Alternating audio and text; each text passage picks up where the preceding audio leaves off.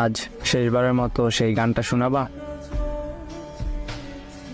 শেষবার বলতেছো কেন? এরপর থেকে আমি আর শুনতে চাইবো না, তাই।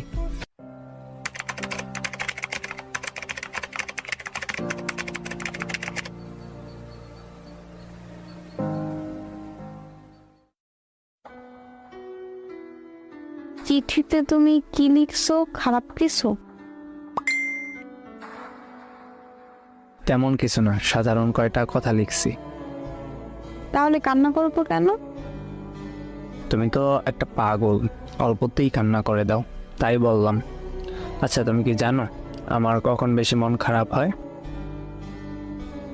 কখন? তোমার চোখে পানি দেখলে। খারাপ কিছু যে কান্না করব? ঠিক আছে, কান্না করব না।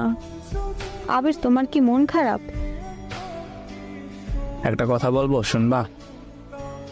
আচ্ছা, শুনবো, বলো। আজ শেষবারের মতো সেই গানটা শোনাবা? শেষবার বলতেছো কেন? এরপর থেকে আমি আর শুনতে চাইবো না, তাই। কেন? আরে আজকের পর তুমি প্রতিদিন একটা করে নতুন গান শোনাবা। এক গান কতদিন ভালো লাগে বলো? ও আচ্ছা। হ্যাঁ, মন খারাপ করবা না কখনো। মন খারাপ করব কেন? না, এমনিতেই আর কি বললাম। তোমার কি হয়েছে আমাকে বলো প্লিজ। আরে পাগলি, তেমন কিছু না। আচ্ছা শোনো, রাত অনেক হয়েছে, এবার ঘুমাও, আমারও ঘুম আসছে। আচ্ছা ঠিক আছে, তুমি ঘুমাও। শোনো, বলো। অনেক ভালোবাসি তোমাকে। আমিও তোমাকে অনেক ভালোবাসি। পরের দিন সকালে ঘুম থেকে উঠে তুবা তার বান্ধবীকে নিয়ে ছেলেটির বাসায় যায়। গিয়ে দেখে ছেলেটির বাসার সামনে অনেক লোকের ভিড়। তারপর দেখে কি যেন একটা চৌকিতে চাদর গায়ে দিয়ে শুয়ে আছে। তুবা জিজ্ঞেস করলো ওইটা কে। পাশে থেকে একজন বলল ওইটা আবির, ও আর নেই এই পৃথিবীতে। তুবা একটা চিৎকার দিয়ে জ্ঞান হারিয়ে ফেলে।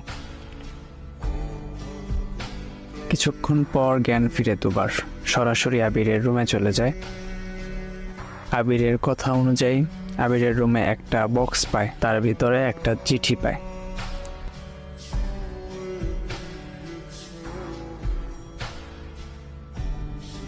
তুবা, আমি জানি তুমি কান্না করছো। তুমি তো জানো তোমার কান্না আমার সবচেয়ে বেশি কষ্ট দেয়। কান্না কইরো না প্লিজ। তুবা, তোমার মনে আছে একবার তুমি একটা শাড়ি পছন্দ করছিলা হলুদ রঙের, কিন্তু তখন আমার কাছে টাকা ছিল মাত্র 1160 টাকা। তাই ওই শাড়িটা আমি তোমাকে কিনে দিতে পারিনি। শাড়িটার দাম ছিল 1850 টাকা। কাল আমার হাতে যখন টাকা পেলাম তখনই তোমার সেই শাড়িটার কথা মনে পড়লো। অনেক খোঁজাখুঁজি করার পরে শাড়িটা পেলাম। দেখো বক্সের ভিতর শাড়িটা প্যাকেট করা আছে।